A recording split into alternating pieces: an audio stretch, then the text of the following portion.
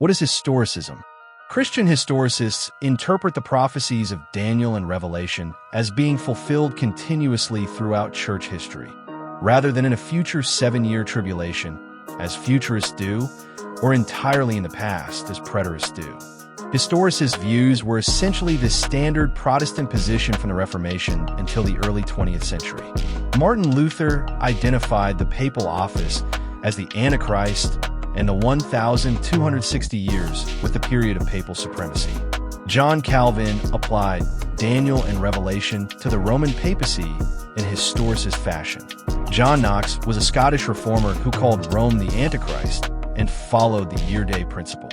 William Tyndale was an English reformer who held historicist views on prophecy.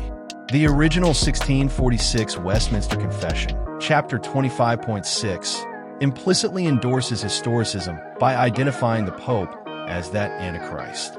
Isaac Newton wrote extensively on prophecy. He was strongly historicist, dating the 1,260 years from roughly the 8th century to the future.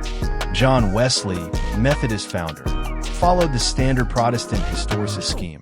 Jonathan Edwards was a historicist who believed the papacy was the Antichrist and expected its fall soon. Charles Spurgeon explicitly affirmed the historicist view that the Pope/Antichrist prophecies were fulfilled in the papacy. Joseph Mead's Clavis Apocalyptica in 1627 revived and systematized historicism. Matthew Henry's commentary follows the historicist day-year outline. Thomas Newton's dissertations on the prophecies in 1754 was a very influential historicist work.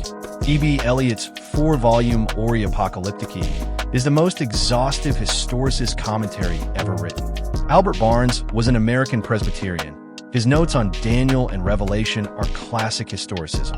H. Grattan Guinness wrote several popular historicist works, linking the 1,260 years to AD 533 to 1793 or similar dates. The historicist interpretation was the dominant Protestant view from roughly 1500 to 1900 and is still held by a small minority today, although the view declined sharply after the rise of dispensational premillennialism. Have you ever considered studying historicism for yourself?